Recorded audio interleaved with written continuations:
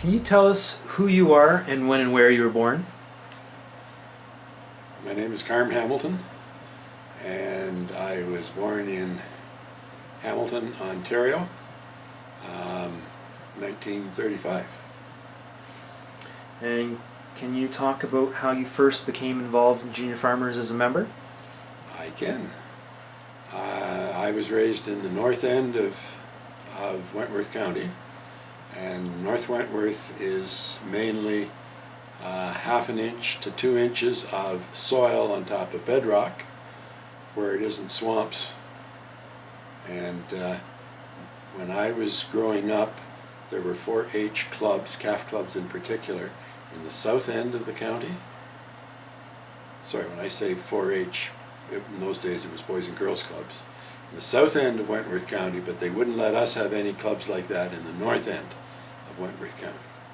In 1951-52, we had a new assistant ag rep in the Wentworth County Ag Office, Ministry of Ag and Food, Department of Agriculture in those days office, and he convened a meeting of all the young guys that from the north half of Wentworth County, which is now known as Flamborough.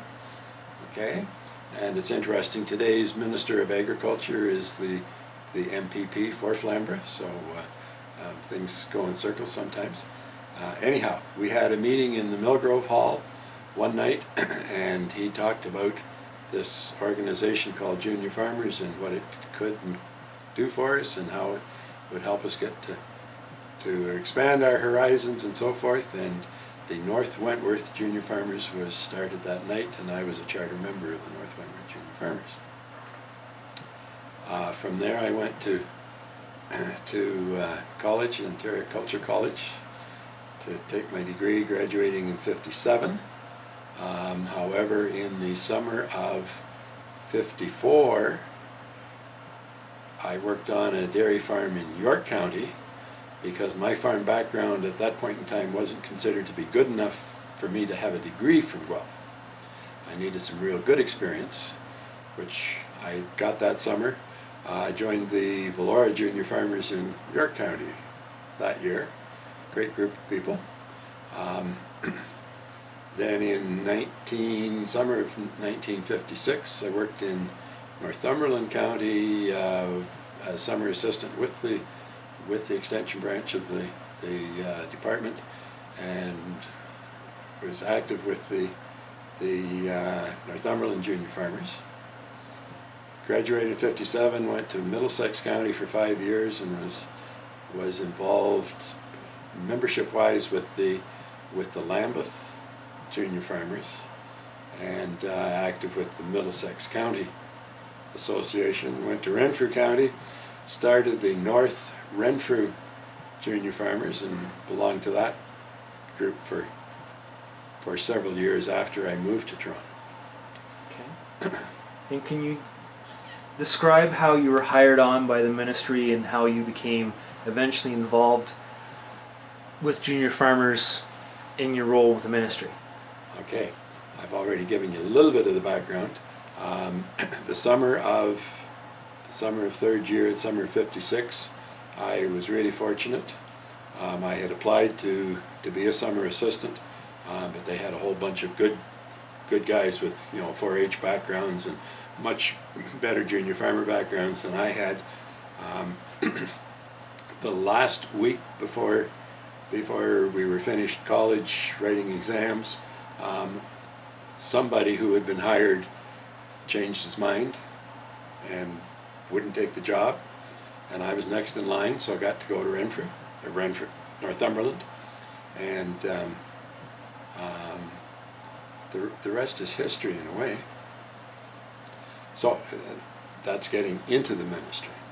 5 years in Middlesex, 2 years in Renfrew County, and then I got a phone call one day saying the staff in youth extension in Toronto were changing, and I had been selected to move to Toronto as the assistant supervisor of youth extension, which for somebody with no 4-H background to be the acting as one of the provincial supervisors was an incredible experience.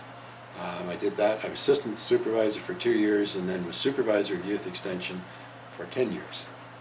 As supervisor of youth extension, you were automatically the secretary-treasurer for the Junior Farmers Association of Ontario. And they put up with me for 10 years. As secretary-treasurer, can you tell us some of the things that happened during your tenure? There's a lot of things that happened. Let's talk about the significant things that happened first. Yeah.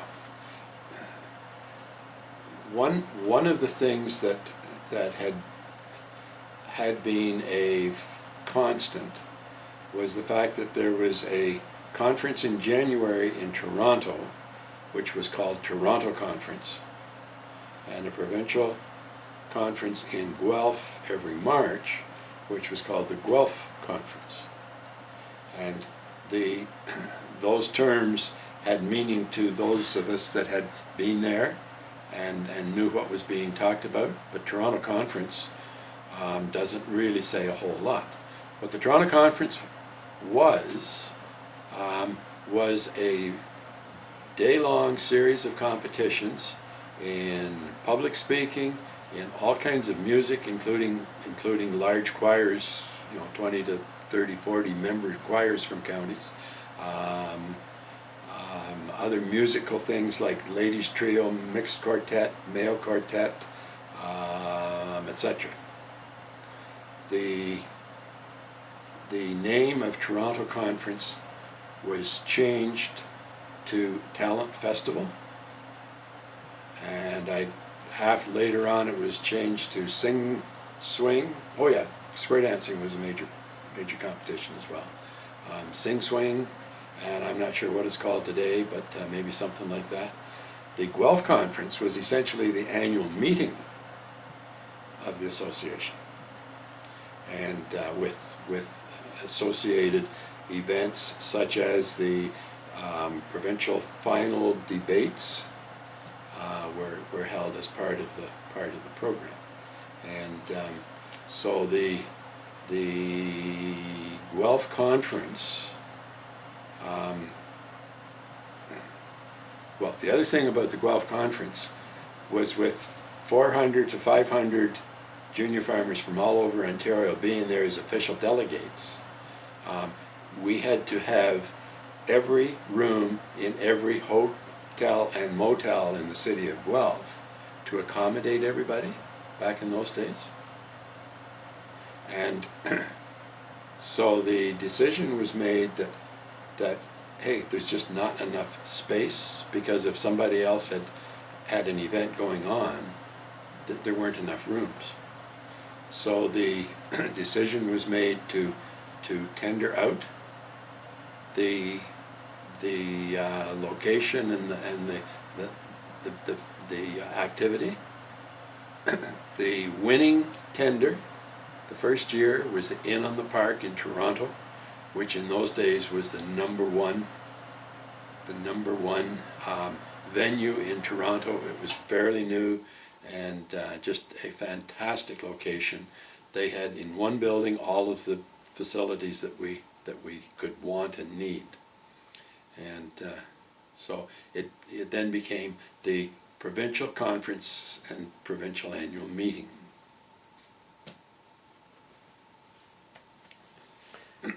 What was the role of the Secretary-Treasurer?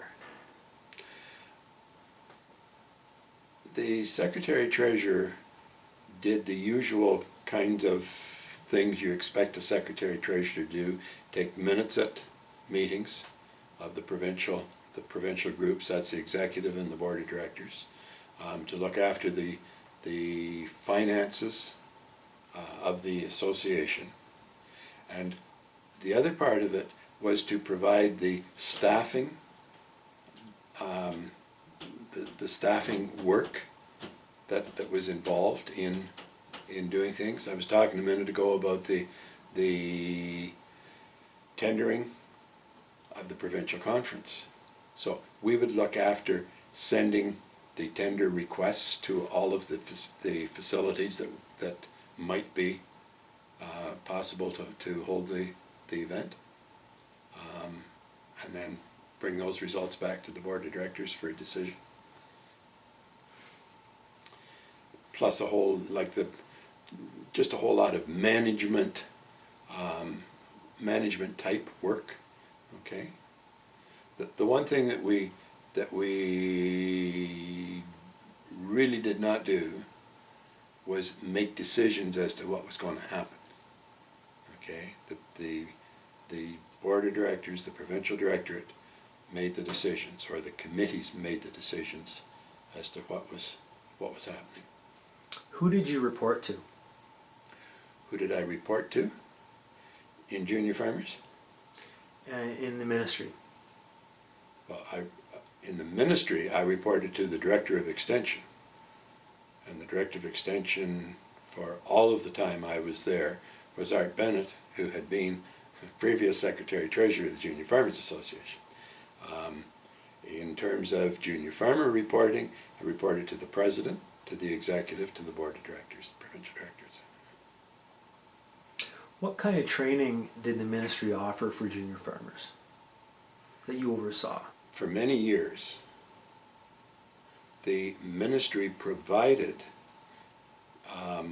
a variety of opportunities to junior farmers. For example, Provincial Junior Farmer Leadership Training Camp was totally funded by the ministry. Okay? The ministry not only paid for the accommodations, the facilities for camp, but they also paid traveling expenses for people from all over Ontario to get there. So it didn't matter whether you lived in Glengarry County, Essex County, or Rainy River District, you got to camp at the same cost, zero. Okay, the staff were all paid by the ministry, if they weren't ministry staff, and most of them weren't ministry staff. That's an example. Okay, there were a variety of other activities that were also paid for by the ministry, and then there were other activities that were paid for by junior farmers, but staffed by ministry staff at no cost to junior farmers. Like, junior farmers never paid any of the staffing expenses. What kind of event would that be? Can you give an example? Sure.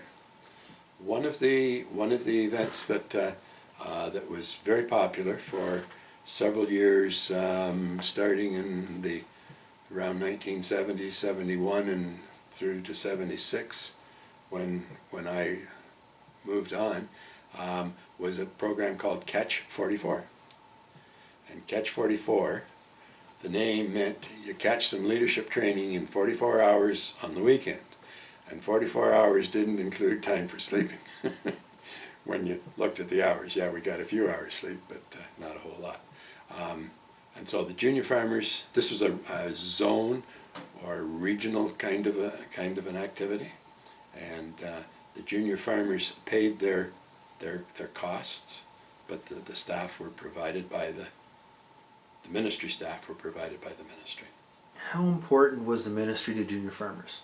My answer is that that the ministry was as important to junior farmers as it was to the 4-H club program, as it was to women's institutes in Ontario, as it was to the Ontario Cattlemen's Association, the Ontario Soil and Crop Improvement Association, the Ontario Plowmen's Association, etc., etc.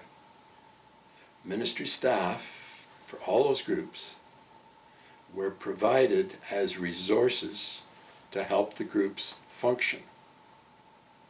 And in particular, one of the most important roles, especially the field staff carried out, was publicizing events, saying, hey, there's going to be a junior farmer meeting this weekend and here's where it's going to be, when it's going to be, what's going to be happening, and you're welcome to attend if you're interested and eligible, depending on what the event was. So that the news media, public relations part of it was really important, and that's where so many organizations today, they like, how do you find out that somebody's doing something? That's all missing to a great degree today. Can you talk about some of the challenges that you had to face as a Secretary Treasurer for Junior Farmers Association of Ontario?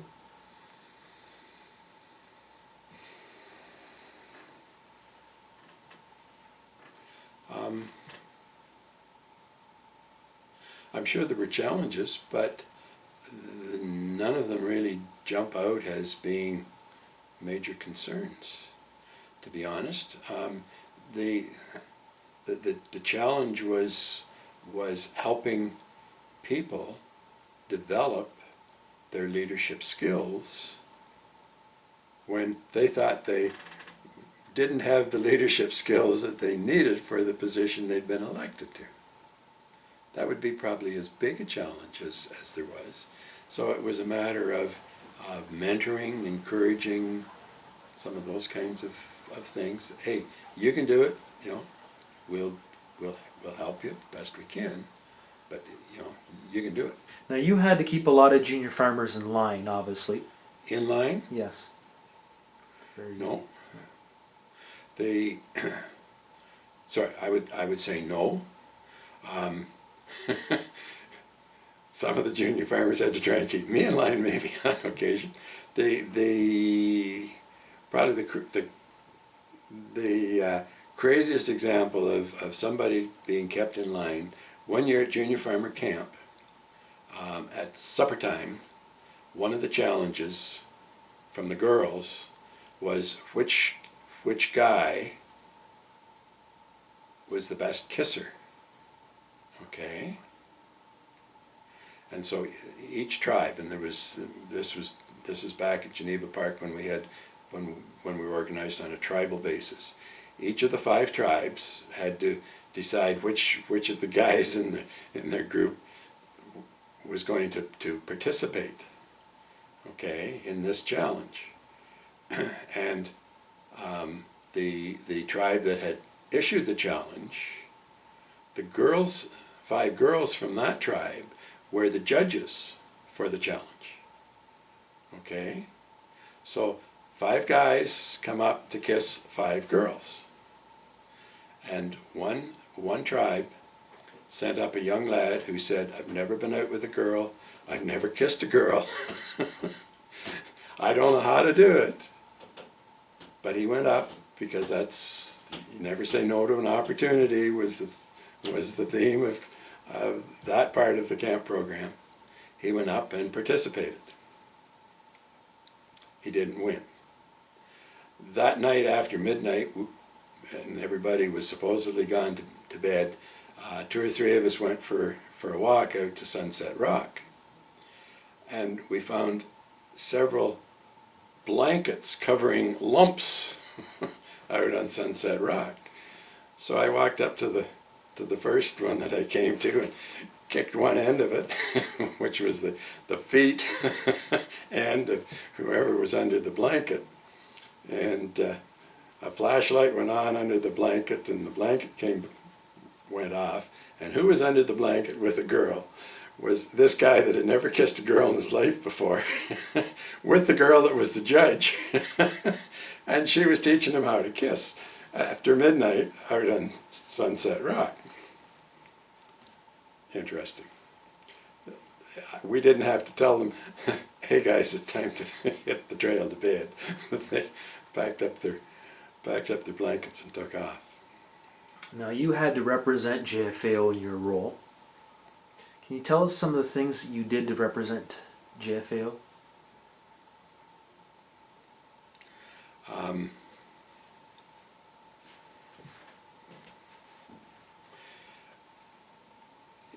Yeah, as Secretary Treasurer, your job involved, going to going to staff type things, as a staff person from Junior Farmers. If it was non-staff, it was volunteer, then the members of the executive, etc., would play that role.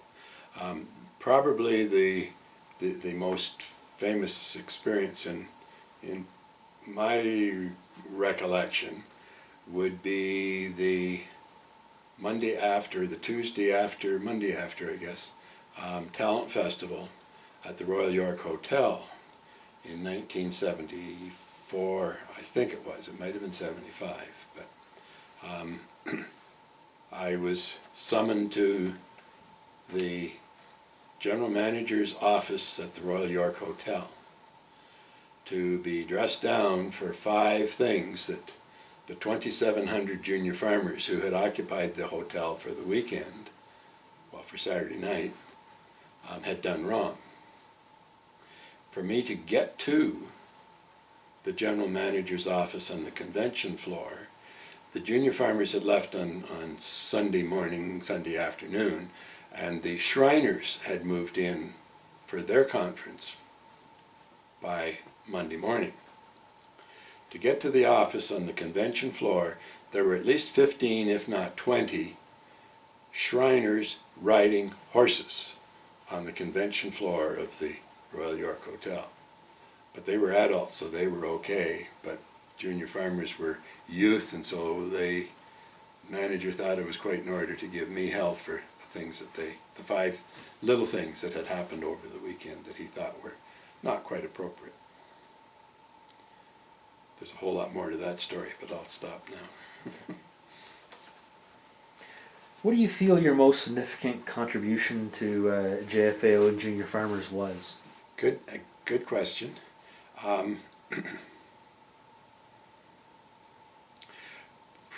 Probably challenging, I think is the word. Challenging the provincial directors to think ahead, to think positive, to think outside the box, as the saying goes. What are new and exciting and different things that are of benefit to rural youth and to their development as individuals in junior farmers and junior farmers as an organization and part of the rural communities. That was an ongoing part of the job, but a real interesting and pleasant and positive part of the job. Can you talk more about the crazy experiences you've had during your tenure? Things that would happen to no one else, but they just happen to happen to you. Talent Festival.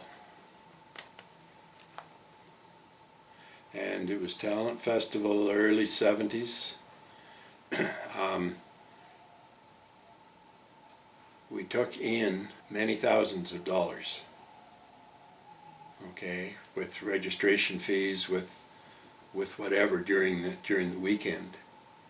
And this is when it was at the King Edward Hotel, downtown Toronto. And so all of that money was from different parts of the program, was put into cash, 2 or 3 cash boxes. And as treasurer, I had to look after that cash, okay. So where it went was out into the trunk of my car, and on Monday morning it was delivered to the office. So Monday morning, to get from home to the office, I was coming down the Don Valley Parkway.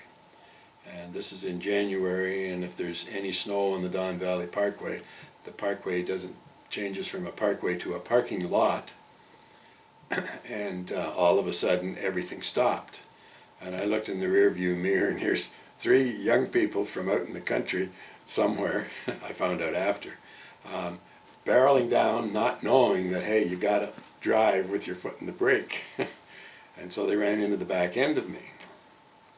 And I was trying to figure out how I was going to explain to to the police officer when they came to check the accident why I had thousands of dollars in cash sitting in the trunk of my car. And the cops didn't even look at it, didn't say anything about it, so I didn't have to try and explain.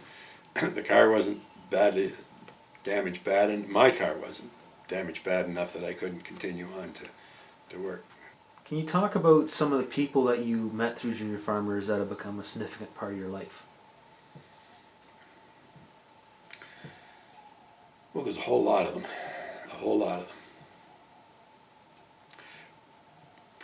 Probably one to talk about, yeah. The first person from Northern Ontario that was ever provincial president was Don Blues from Thunder Bay. And Don had real concerns over even standing for the job as like first year as vice president because to get from Thunder Bay to Toronto in Southern Ontario, they call it down east, but to get to Toronto required flying down the day before and then staying over, and so there was a lot of long weekends and long trips that he was involved with. So he would be coming for provincial activities, meetings, etc. And as Secretary Treasurer, I would be involved as well. So the format was I'd meet Don's plane from Thunder Bay when he got off at Toronto Airport, and would provide him with the necessary wheels, the two of us necessary wheels to the meeting and through whatever the activities were. Then back to the airport when it was time to go home. So we got to be real good friends. Can you talk about the other people that were intertwined with your duties? Let's talk about those in the office that help make Junior Farmers run, that help make your job easier. Well, it was a team of staff, eh? Who was part of that team and how did they work? How did they interact with you? Okay. The youth extension team consisted of the supervisor, which for 10 years was me, an assistant supervisor, and the assistant supervisor spent a prominent amount of his or her time working with 4-H agricultural clubs, because back in those days it was homemaking club under home ec branch and agricultural clubs under the extension branch. Okay, and so that was the assistant supervisor. We had an program assistant, I guess, was the title, who spent all of his or her time working with different activities as they were going on, 4-H Junior Farmers, etc. There was the editor position. The editor of the Junior Farmer News became the Junior Farmer and 4-H Quarterly, became the Junior Farmer and 4-H Enthusiast. So they were a full-time staff member. And then there was a stenographer for Junior Farmers, who worked full-time Junior Farmers, stenographer for 4-H, worked full-time on the 4-H Agriculture Club program, and then an assistant stenographer who helped the other two stenographers with whatever overflow was required. And that was a full-time job too, even just with the overflow. So I've lost count of how many that was, but 1, 2, 3, 4, 4 and 3, 7. 7 of us was the team. Yeah, and interesting, an interesting story that I don't expect she will mind me sharing. In 1969, our Junior Farmer stenographer moved on to some other activities, so we had to have a new Junior Farmer stenographer. A girl by the name of Joyce Wiley was the provincial director for Wentworth County, who had many of the stenographic skills that we needed, but she didn't have shorthand. Okay? And in those days, shorthand was considered to be very, very important. We hired Joyce anyhow. Her classification at that point in time, because she didn't have shorthand, was lower, with lower pay than the other stenographers in the office who did have shorthand. Now it's interesting to jump a few years down the road when Joyce's final years working for the provincial government. She was the senior stenographer to the Deputy Minister of Agriculture, Rita Burak, and when Rita Burak became the Deputy Minister for the Premier, Joyce went with her to be the senior stenographer for the Deputy Minister for the Premier and for Cabinet. Still with no shorthand. By then, shorthand had disappeared from being important. And so I've teased Joyce since that she was the second most important woman employee in the province of Ontario, in the provincial government, even though she didn't have shorthand. Now you said you took over from Art Bennett. Sorry, no. Art had moved on in 64, and Roger Thompson was the secretary for 2 years between Art and myself. I started in January 66. Go ahead though, Art. So when Art and Roger, but when they passed the job on to you, what did they tell you about the job? What you were getting into? What did they tell me about the job? I don't remember them telling me anything about the job. other than back when I was a new assistant ag rep in Middlesex County, because I was involved with the Middlesex juniors, they let me go to things like Guelph Conference with them. And the first year I was at Guelph Conference, the Middlesex group were billeted in the Royal Hotel. And I was staying with a guy by the name of, rooming with a guy by the name of Bill Galbraith, who became provincial president 2 or 3 years later. And my wife was still a student and my girlfriend at that time at the OAC, at the University of Guelph. And so the first night that we were there, after everything was over, I headed up to the college to see Pat for a few minutes, and didn't realize that the only key to the room was in my pocket. So when I got back to the hotel, half an hour after curfew for junior farmers, I met Art Bennett, the secretary-treasurer, who shook his finger at me and said, "Bill Galbraith is sitting in the hall up there being a bad junior farmer because you've got the key to the room and he can't get in. If you're going to come to junior farmer events, you're going to be under the rules of the junior farmers, not messing off chasing girls at the OAC." So he forgave me for that, I think, when I became secretary-treasurer. And who took on the secretary-treasurer role after you? My assistant supervisor for the last several years, when I was supervisor, was a young lad by the name of Ken Knox. And when I moved to be ag rep in Victoria and Haliburton counties in January of '76, Ken became the supervisor of youth extension and secretary-treasurer of junior farmers. And what did you tell him about the role? What did I tell Ken about the role? I didn't have to tell Ken anything about the role.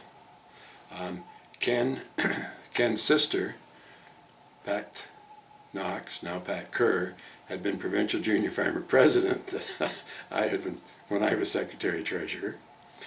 Ken had been to junior farmer leadership camp. Ken had worked in 2 different counties in Ontario. Before he went back to Guelph to get his degree, he had worked with us every summer for 3 summers before he graduated in '72, and then in '73 came in as assistant supervisor. And as I was saying, we were a team. He was at most junior farmer events, if not all of them, like I was at, as supervisor was at most, if not all, 4-H events on a provincial basis, So in terms of telling him, I didn't need to, because he already knew what he was getting in for. So You already talked about Don Blues, and you mentioned, you just touched on Pat Kerr. Yep.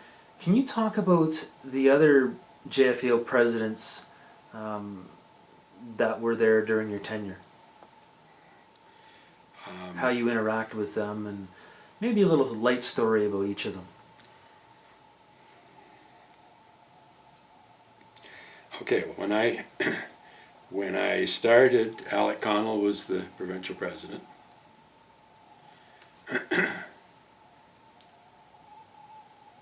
And what kind of president was he? Oh, super guy, super.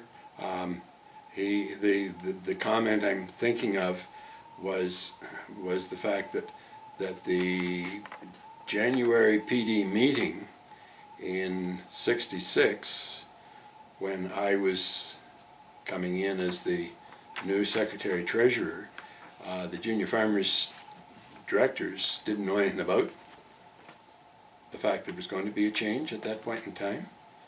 So Roger and I went to the meeting, and that was, in those days, the assistants didn't go to provincial director meetings. So for 2 of us to be at a meeting was a little bit unique. And shortly into the meeting, Roger introduced me as the new supervisor and the new secretary treasurer. And I'm sure it was Alec that made the comment, "We were trying to figure out what the devil you were doing here, because we figured something's going on." Next was Jack Morris. Jack was from Essex County. Story on Jack: the provincial president often got involved in other interesting activities, such as being one of the judges at the Northeastern Ontario 4-H interclub competitions at New Liskeard. So Jack came to Toronto, and I picked him up, and we headed to New Liskeard for these competitions. First time Jack had ever been north of Barrie. And so, from Orillia until you get to a few clicks out of New Liskeard, it's nothing but rock and trees and lakes. And on the highway, as we were coming sort of out of that venue into New Liskeard, on the right-hand side of the highway was a farm machinery dealer, and there were at least half a dozen of the biggest combines that dealer's company made. And Jack said, "What in the world would those combines be doing up here?"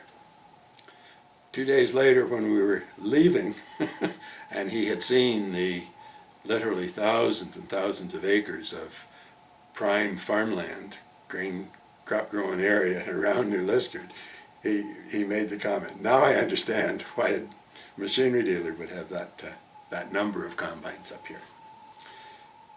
Pat Kerr, Pat Knox, tremendous gal. There's too many stories to tell any on Pat. Let's just pick one. She got married during her tenure, I think, as president. I think she did. Anyhow, Bob was very much a part of the scene, and so we used to tease her a lot about that. Who's next? Isaac McBride? Albert Taylor, yes, Albert Taylor, before Isaac. Albert Taylor, oh, super guy with Jersey cattle. Married Doris Taylor from Wentworth County.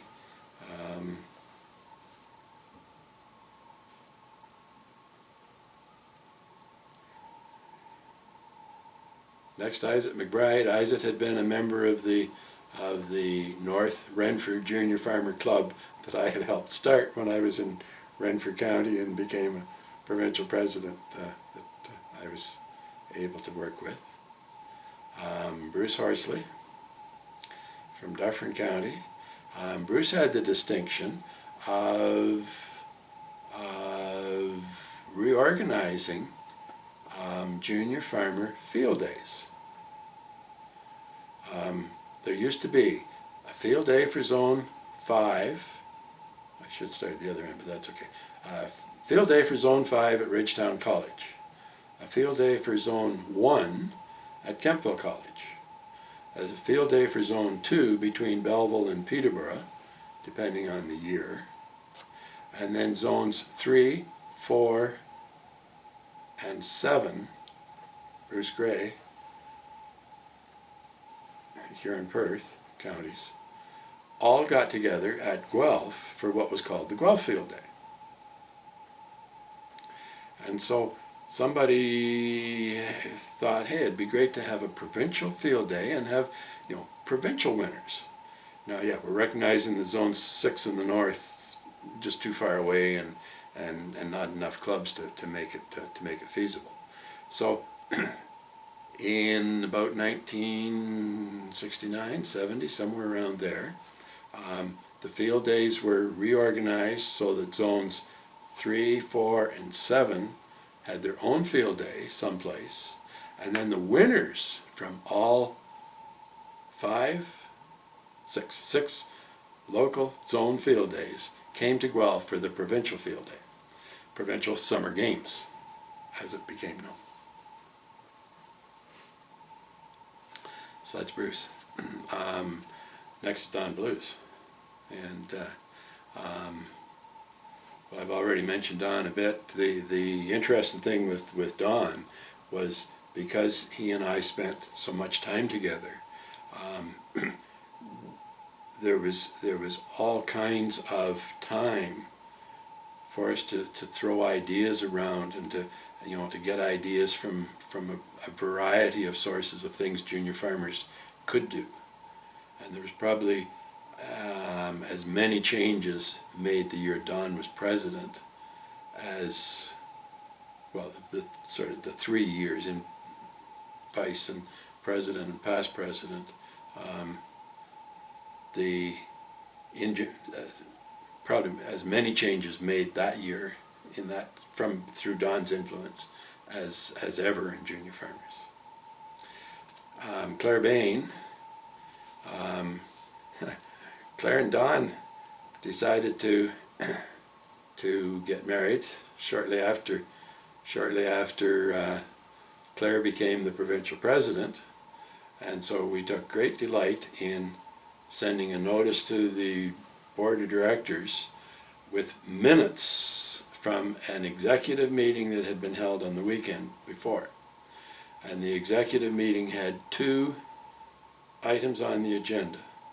One was permitting or approving Claire changing her last name from Bain to Blues. And secondly, Claire changing her address from St. Mary's, Stratford, St. Mary's, Perth County, to Thunder Bay in Thunder Bay District. And both had been approved by the executive, so here's your notice that she's now Claire Blues and lives in Thunder Bay. Joyce and I had fun with that one. After Claire is Pistol Pack and Murray Pearson, right? And Murray was the guy that was head of the disciplinary committee for different activities. Have I got it right? disciplinary committee. He was for several years, and so he used to he had a toy pistol in a holster that he used to wear when he was exercising his duties of keeping order in hotels on junior farmer conferences and stuff. So he got the nickname Pistol Pack and Pearson.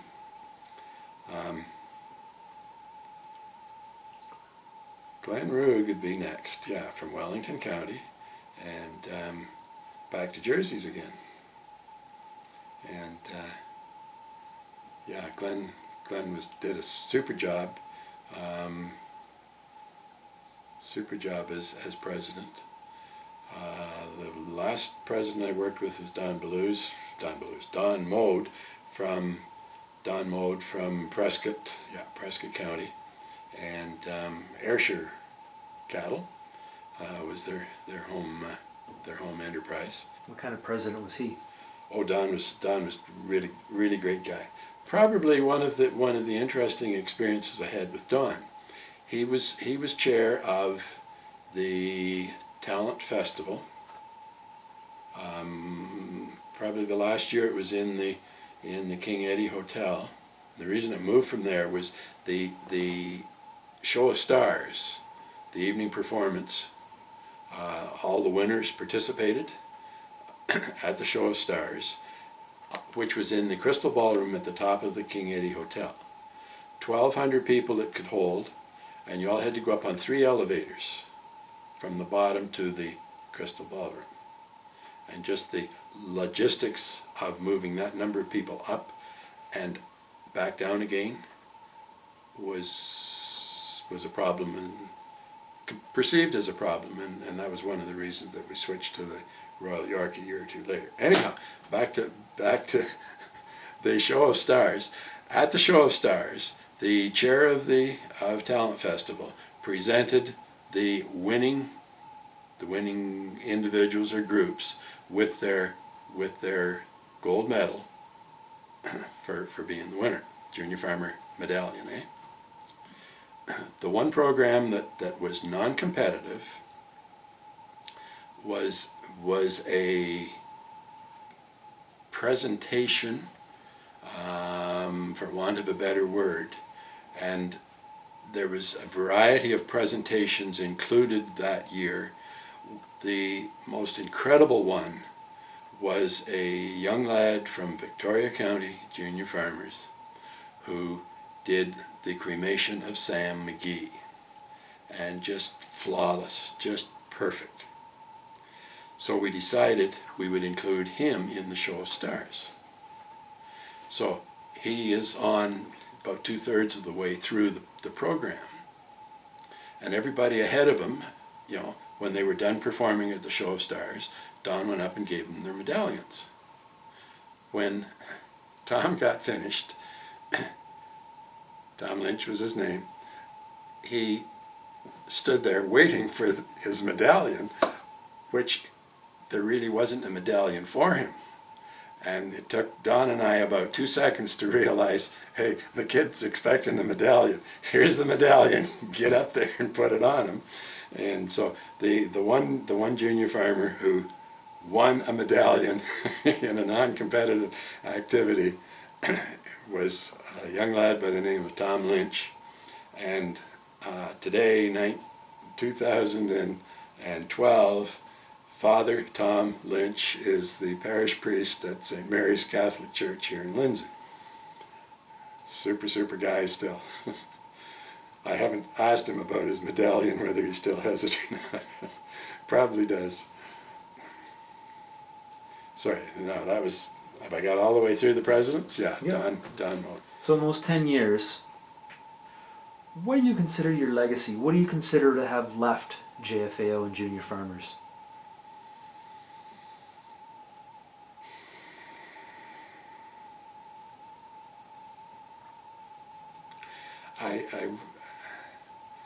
That's a difficult question to answer. Probably the legacy would be 10 years of hopefully incredible experiences for thousands upon thousands of young people from across Ontario. When I was leaving the provincial office to come to Lindsay, I sat down and tried to count up the number of young people, I shouldn't say just young people, but the number of people in 4-H and junior farmers that I had had a close working relationship with, meaning at least a weekend-long training program, if not a week-long, leadership camp, etc. Plus, this includes the young people in Middlesex, Northumberland, and Renfrew counties that I worked with. It was only about 10,000.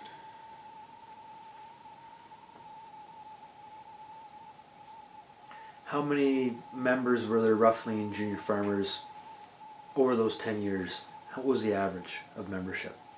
8,000. Yeah. And how much did membership cost?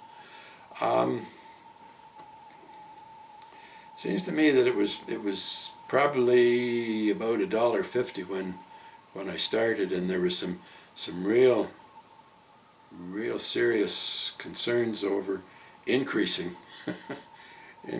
the membership in the early years, and went up to maybe $2. In the 1960s, we had a real serious recession, especially in agriculture in Canada and Ontario. So there was no easy money to increase, participation in junior farmers if you could help it. Now, I've heard the term before, Carm's kids. Can you elaborate more on this term, Carm's kids? Well, I know where the term came from. And this actually goes back to my county experiences. Okay? As an assistant or associate ag rep in the county, you worked with specific groups of kids for specific programs. In particular, judging competitions. Okay, so like 4-H interclub judging competitions, teams of 2 senior members from a 4-H club, the Royal Winter Fair, intercounty livestock judging competition, where you worked with a team of 3 junior farmers, 3 or 4 junior farmers, and like for 2 or 3 weeks, solid, all day judging, giving reasons.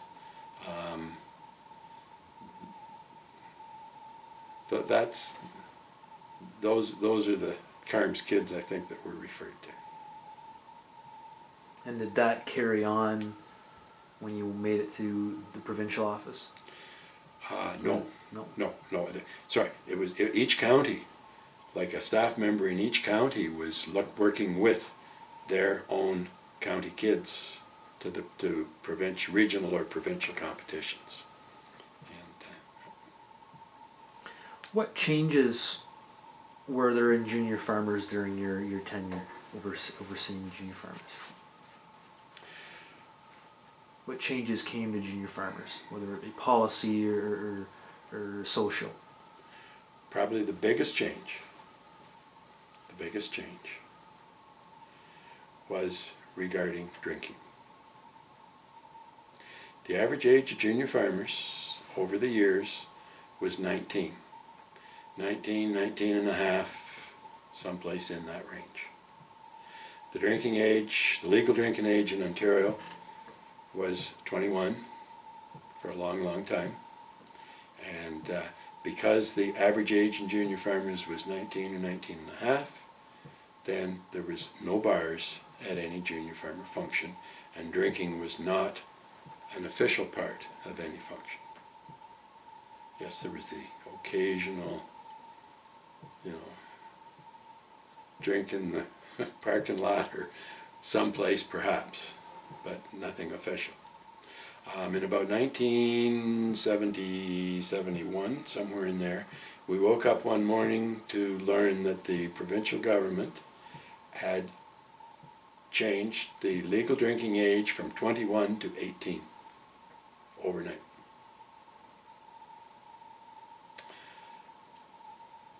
Now, a couple of years later, they increased it to 19. But even so, the average age in junior farmers was the 19 and a half. Because the rationale for not having bars was the legal drinking age at 21, the average age 19 and a half, we didn't have bars. The legal drinking age is 18. Hey, you can legally drink at the average age then of 19 and a half. So bars started to develop as part of provincial events. And now, how did that affect provincial events?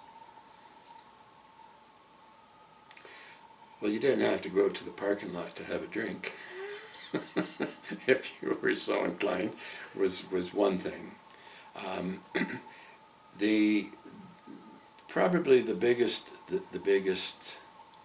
challenge was the fact that parents and grandparents of junior farmers were used to not having drinking at junior farmer functions, and all of a sudden drinking was part of it.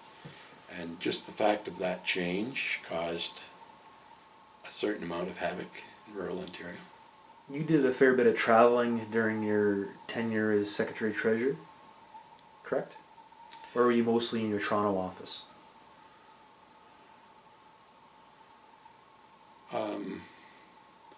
No, there was a fair amount of traveling involved. Yeah.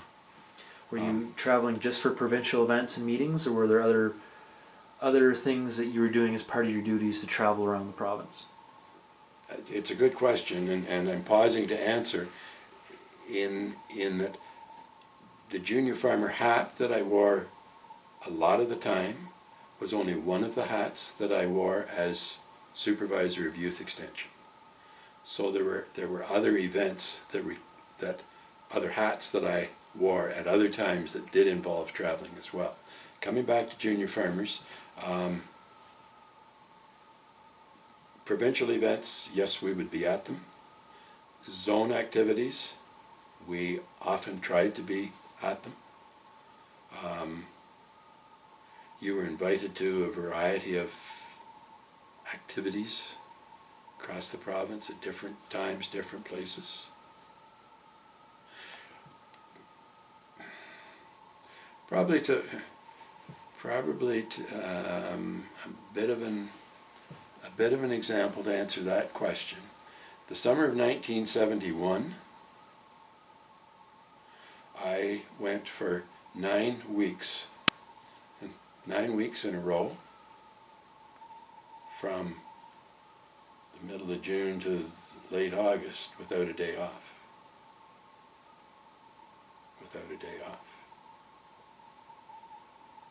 And those were all junior farmer events? No, not necessarily all junior farmers, but all work events related to my position. And the last week of August, I became sick. And this is the week before the weekend that junior farmer leadership camp starts, that you're supposed to be there and being the camp director.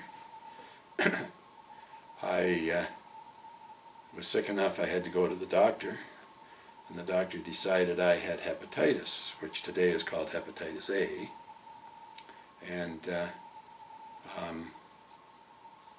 I said, he said, you got to go home and go to bed. And I said, well, I can't. I've got junior farmer camp next week. I got to be there. He said, well, it's up to you. You got 2 choices. You go home and you go to bed, or we'll put you in a box and put you 6 feet under. So that wasn't, that ended the debate as to was I going to be at junior farmer camp. And a couple of weeks later I was over the hepatitis and carried on, but that's where I got it. I have no idea. Some somewhere I was traveling. So. Well, let's stick with that. You touched on it, and right now you touched on it before, leadership camp. Can you describe what leadership camp was? Yeah, leadership camp started in 1947. It was the first junior farmer camp in Ontario. The concepts that they used came from a parallel type of rural youth camp somewhere down in the New England states. I won't say which state because I'm not positive at the top of my mind. Anyhow, they brought the ideas up, and it became a very, very important program. The program was fairly similar year by year. The program format, camp started on the Labor Day Monday and went through until the following Monday, actually. Okay. So it was a week, actually 8 days you were involved. Most days there would be a workshop type of program in the morning and in the afternoon. And there were maybe two or three choices, or depending on the day, depending on what it was. So a variety of things that were relevant to rural youth, in particular in regards to leadership training activities. So things like how to conduct meetings and understanding parliamentary procedure, and how to do publicity, how to write press releases, just a whole lot of that kind of stuff, public speaking, etc. It was a teacher-student kind of workshop program. In about 67, 68, the Ontario Federation of Agriculture had provided a training program from somewhere that was a whole different kind of concept, where you worked in a group answering questions and coming to a new thing called consensus. And consensus meant that everybody in the group agreed to the answer before you moved to the next item of business. And so the questions were based on, there was study material, and then some questionnaires that everybody completed, and there would be one of these for each day, or each morning. It was a morning session that we ended up at camp, but the session would be 8 to 10 people sitting in a group and reaching consensus on what the right answer was, and almost every question was worded so that there was some slight word that would cause difficulty for some people, and you have some of the questions. A lot of the questions were three different answers, A, B, C, and which one's the right answer, and often all three answers were technically right. Okay, they weren't necessarily one right and two wrong, and so you had to sort out your ideas and develop your ideas and sell your ideas to the rest of the group. And so that it was a whole different approach to learning. And so it was learning about yourself, learning how to do things, the study material was related to conducting meetings and working in organizations. So it was a whole new concept to leadership training.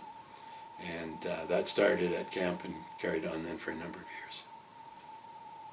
Let's talk about some of the interesting things that happened during leadership camp when you were a part of it. Some of the memories that stick out about leadership camp. I'm sure you have plenty of memories if you were there for 10 years. Yes, there's a lot of great memories. probably one of the things, and then I'll just give you one. Part of the regular everyday program was a thing called Vespers, and after supper and after supper part of the day, before the sunset, we would break from the activities in the dining hall and walk in silence, single file, out to Sunset Rock at Geneva Park, or what was it called at Park Lake? I'm not sure. Anyhow, Sunset Rock sounds good, and so there would be a brief program of saying goodbye to the day, sort of, as the sun was setting. And so it was always a challenge to try and, as camp director, to try and figure out, okay, what is the time we have to leave the dining hall so that we can get organized and get out there and have the program. And this Vespers program was put on by a different tribe each night, okay? And so have the program over before the sun was fully set. One night, we got out there too early. The other thing I missed, when the program is over, as soon as the program was over, then everybody got up and left and walked single file, or just casually went back. There was, half an hour, sort of free, casual time before the evening program. Anyhow, one night we got there too early. And so the sun is still, 2 feet from the horizon, and the Vespers is over, and everybody gets up, as they always had, and walked away. And two of the guys came to me afterwards and said, that was too bad that we couldn't stay and watch the sunset, just in silence there tonight. Hey, a whole brand new concept, that had never been necessarily thought of or done before.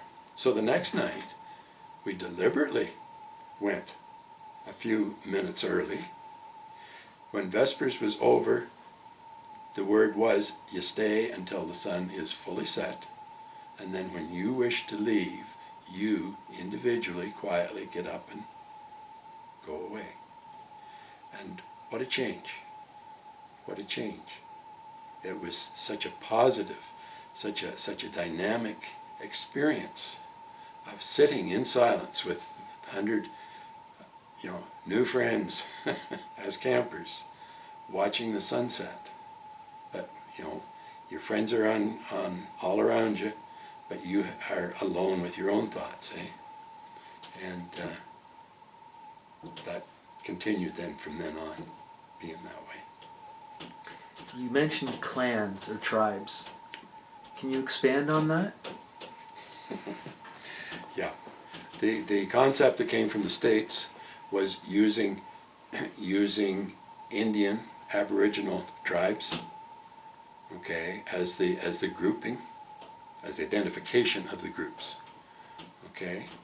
And so as far as I'm concerned, it was a tribute to Aboriginal peoples,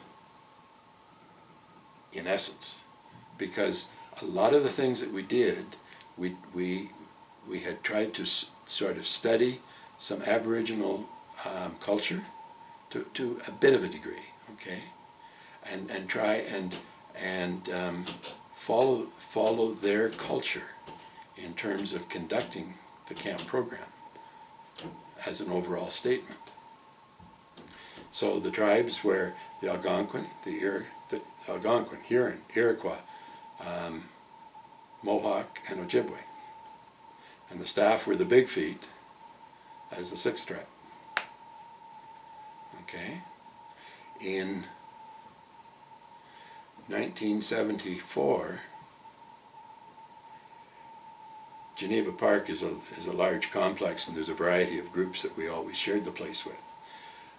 during the week of Junior Farmer Camp in '74, we shared Geneva Park with a training program for Aboriginal peoples. So I was concerned in advance and had a real good discussion with the director of the Aboriginal program, because we were sharing dining hall. And one of the things, by the third day of Junior Farmer Camp, why the campers were really, on a high and hell-bent for election kind of thing, on a continuous basis, and all kinds of friendly competition, chants, songs related to their tribe. So we're sharing the facilities for meals with this Aboriginal group. And by about the third day, they decided they had enough of our antics, and there was a serious confrontation, and which was unfortunate, public confrontation. And the management of Geneva Park, which is a YMCA organization or operation, we were not allowed to even sing grace in the dining hall or in a public area. We had to do it in our own meeting room, where we were isolated as junior farmer campers. And not only that, but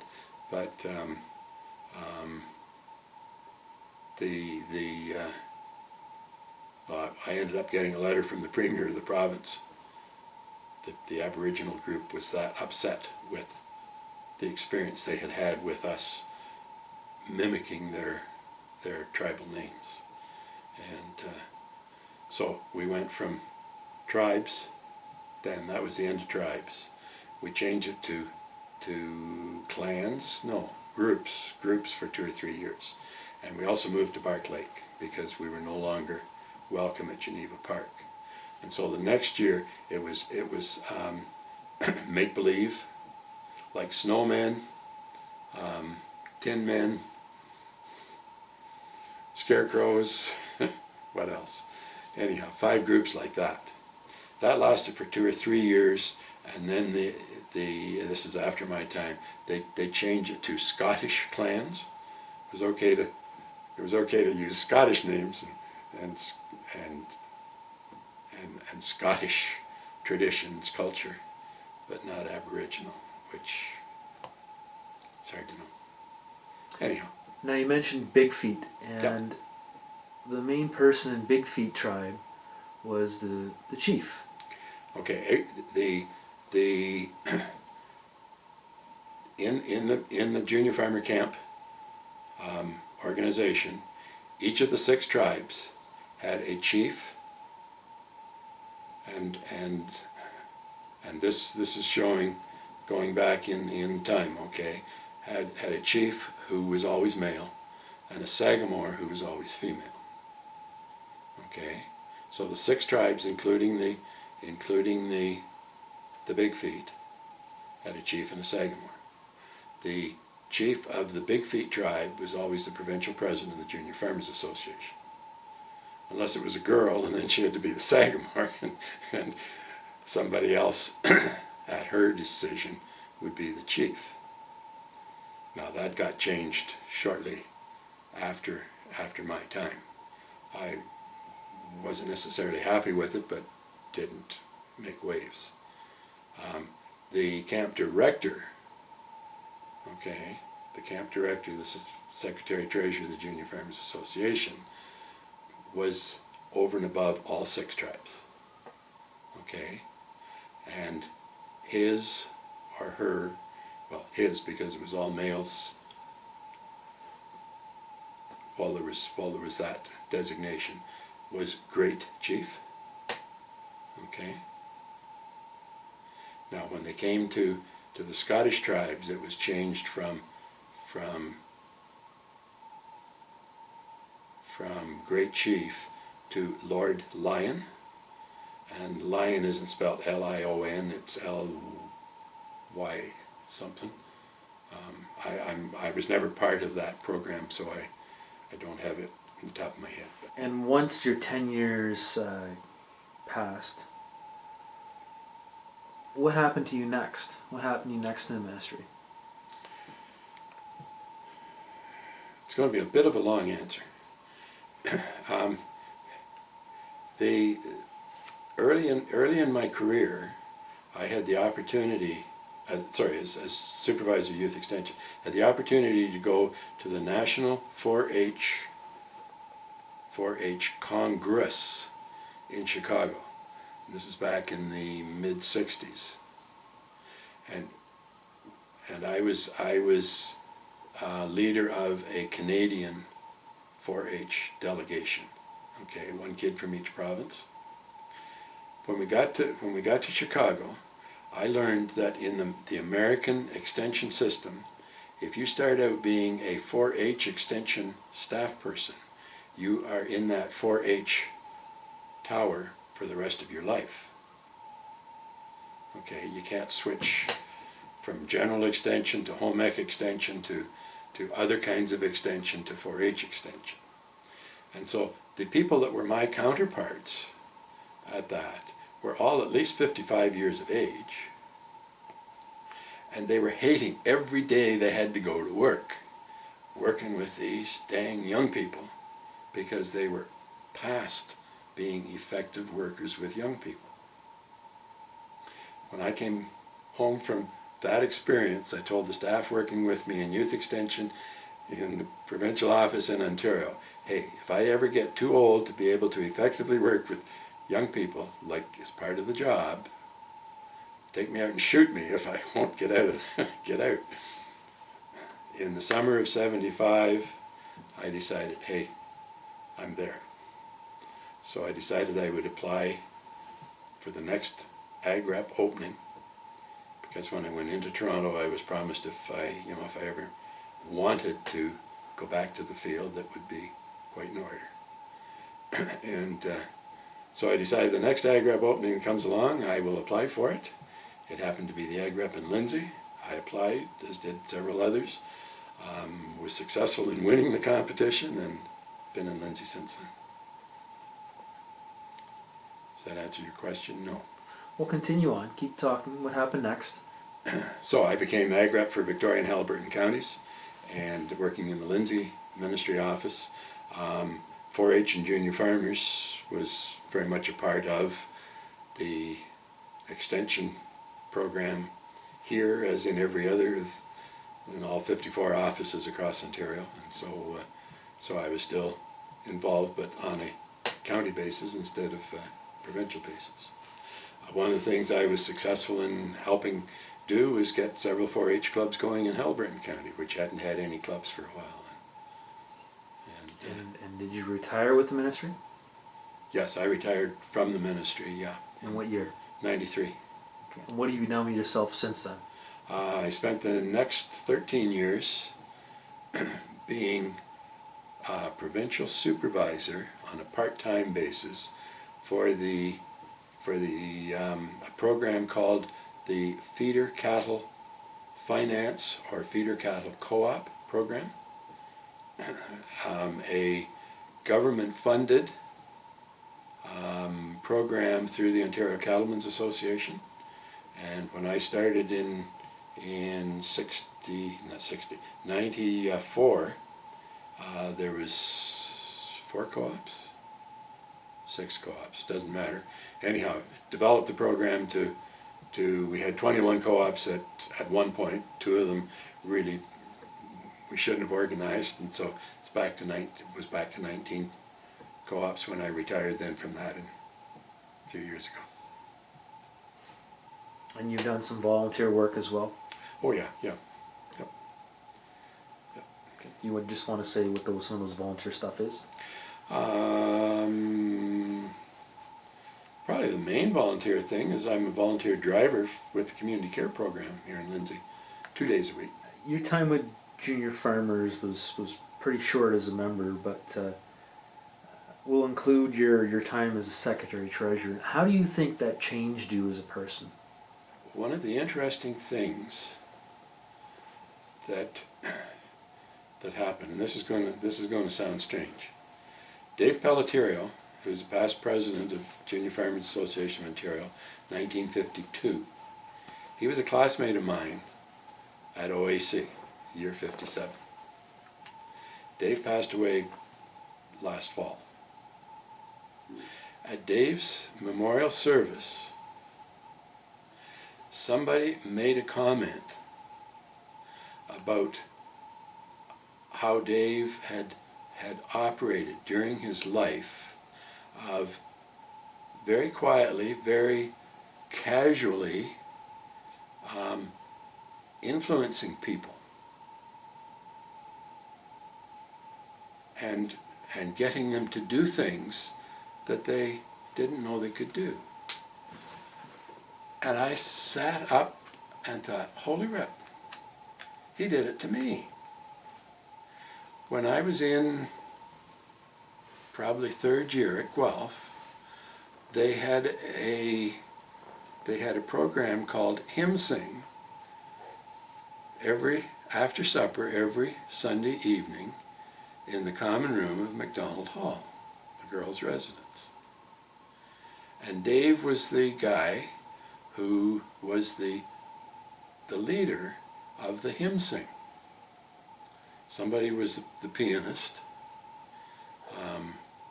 and so it was leading singing. I went 2 or 3 times, and one Sunday Dave said, "Hey, I need some help. Would you help me?" "Dave, I don't know anything about leading singing." "I know, but come on up and give me a hand anyhow." Well, within 6 months, I was the leader of the the hymn sing on Sunday nights at the OAC, University of Guelph.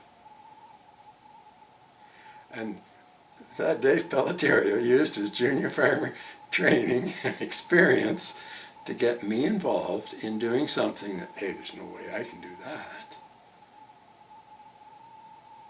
But I did. And I hadn't even realized that, hey, junior farmers taught Dave how to influence other people. And I was one of the recipients of that influence.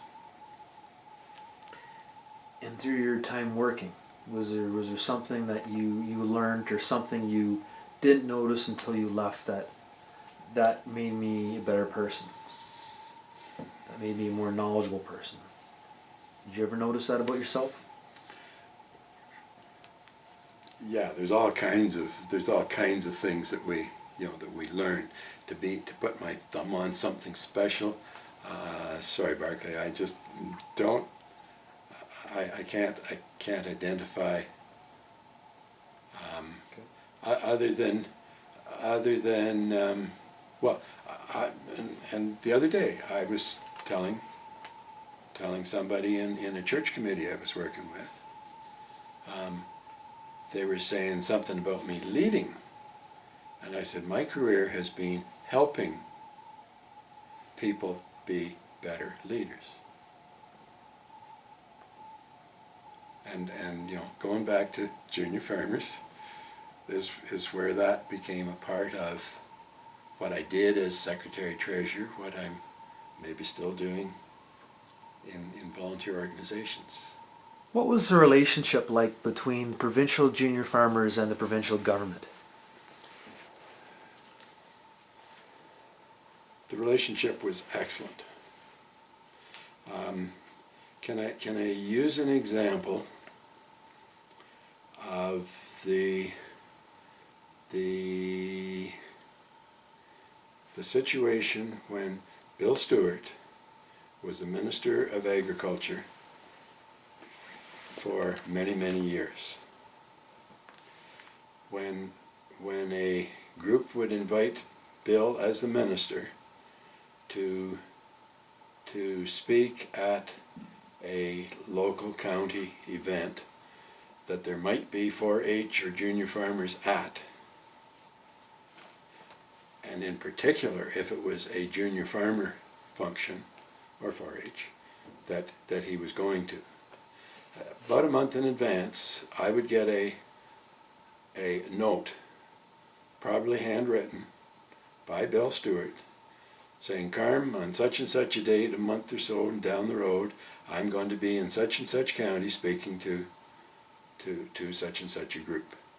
Do you have any information you can share with me about the youth programs in that county? And of course I would send them back the information that I had available, both statistical and if there was any personal additional information, certainly would share it with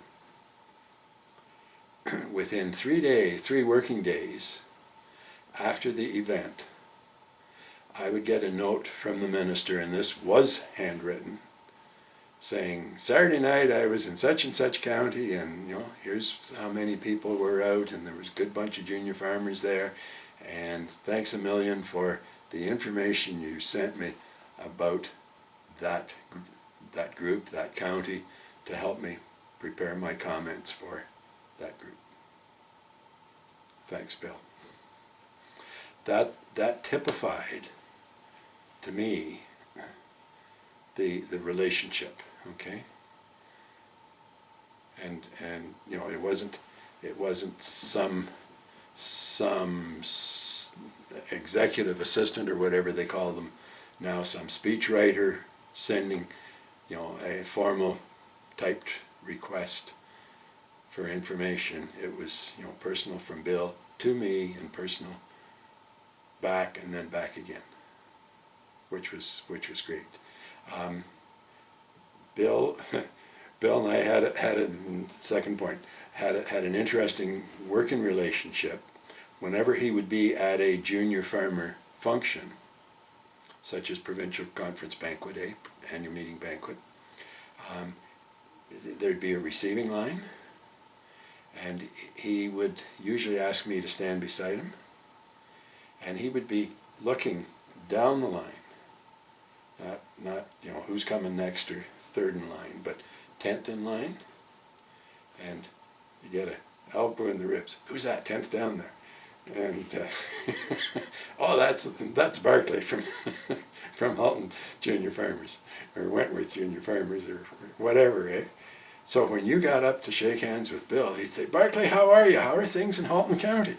And holy rip, the Minister of Agriculture knows who I am. And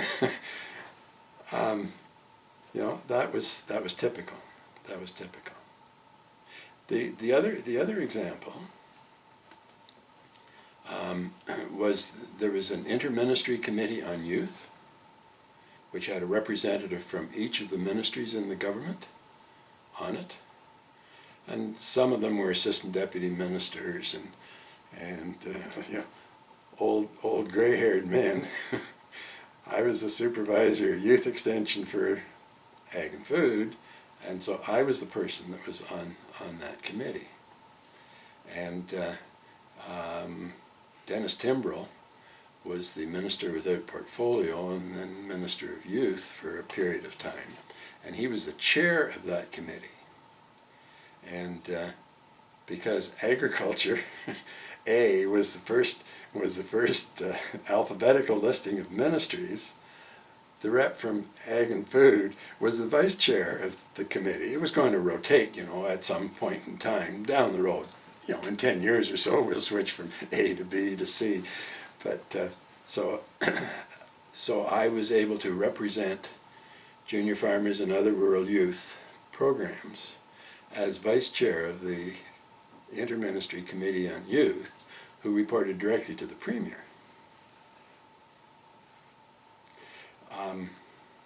I think those are examples that do indicate it was a close, beneficial working relationship.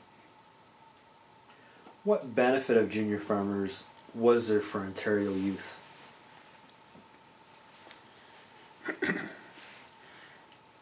Well, the first one, the obvious one, is that when you're growing up on a back concession anywhere in Ontario. And your sphere of social contacts, are the neighbors on that concession block, maybe an extra block or so away. Beyond that, maybe your school, and I'm going back now to the one-room schools, okay, which I grew up in. Maybe church contacts, but most rural churches fairly small. You don't really have much social contact with other people, really, especially people that might someday, be a potential partner for you in life. And so the comment that has been made many times since 1914 is that Junior Farmer Program is the best matrimonial organization for rural young people that there is. And I don't know about today, but I can't see that it has changed that much necessarily today from when we were young. The other part of it, and this goes back to what we talked about a few minutes ago. If you are fortunate to go to college or go to university, live in residence, have a that kind of perhaps experience, you learn about something called alcohol and alcohol consumption, and the good and the bad of alcohol consumption, and how to be your own control board. If you've never got off the back concession of your township at home to learn about some of this, where are you going to learn it? And for an awful lot of young people, and people who used to be young, Junior Farmers was an opportunity for them to learn, hey, drinking has its ups and its downs, and especially its downs. And yes, you're probably surprised at me saying this, but that you're going to learn an awful lot in Junior Farmers, and a lot of lessons about life. And one of the lessons in life is how to handle things such as alcohol. Drugs perhaps today are more common as well.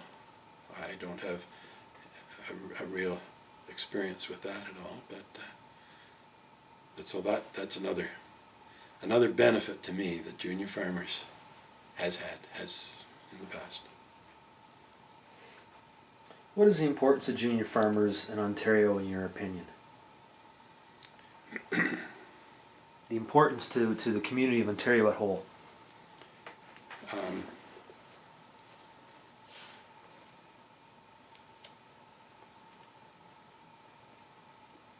Well, the two things that we've just mentioned are 2 points. And those are pretty personal, but yeah, to the broader community, when we take a look at leadership and the number of places where leadership and leadership experience, leadership training is a real benefit, and that's in every organization, especially volunteer organizations. Junior Farmers was where you put into practice some of the theories that you were exposed to in 4-H. And like the big difference between 4-H and Junior Farmers, 4-H has adult leaders who teach. Junior Farmers, there's no leadership other than the leadership within the group, and you experience to learn in Junior Farmers to a great degree, and then that experience that you have in Junior Farmers goes with you for the rest of your life. And the number of key leaders, across Ontario, we'll stop there, but it could go further, that had some basic training in junior farmers is tremendous. If you could talk to the members today, if you could tell something to the junior farmers today, what would you tell them? Some of Nelson Hahn's slogans come to mind as the ideal thing. And the first one is, never say no to an opportunity. And the second one, that's much more well known, is act enthusiastic and you'll be enthusiastic.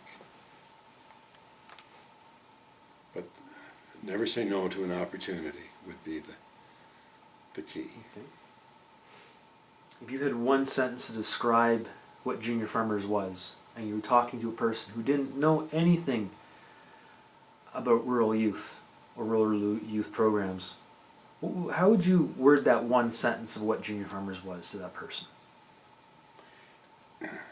If you're interested in having a really fantastic opportunity to get to know other people, especially people that might be your partner someday, to have a real positive experiences in a wide range of cultural activities, that includes sports. If you're interested in learning how to be a better citizen, in the broad sense of citizenship, Junior Farmers is going to help you gain all of those things if you're willing to put a little bit of effort into it and willing to accept, be open-minded. And you mentioned one person you didn't mention before, Nelson Hahn. Yes. Did you have the chance to work with him? Oh yes. And can you talk a little about what Nelson did and who he was?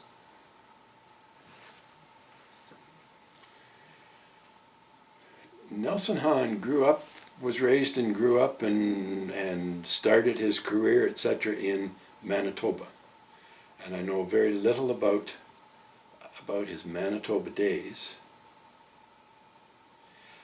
He came to Ontario as the English communications, etc., instructor at Kemptville College. And one of the early jobs that he had at Kemptville was going out to counties in eastern Ontario and talking to groups of young people, farm young people in particular, rural young people, about the opportunities that Kemptville College could offer them. I was associate ag rep in Renfrew County, and so Nelson was at the door saying, hey, have you got any junior farmer 4-H events that I could come and share some thoughts with them? That's where I first met him. Then I moved to provincial office, and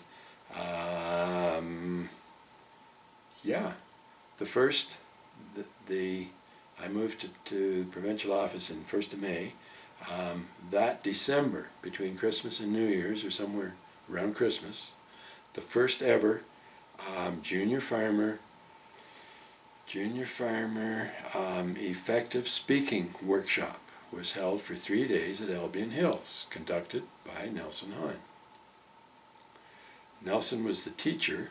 Somebody had to be the administrative type person, make sure that lunch was ready, and Nelson quit talking, or whoever was talking quit talking when it was time for lunch, and that they got a little bit of sleep at least at night, and all those kinds of things. And I got volunteered for the job. And from there, we went on to a variety of things. He was a judge of public speaking, debating, often, especially the finals in public speaking in particular. Like, we worked really closely. The other key thing, at the first workshop, Albion Hills,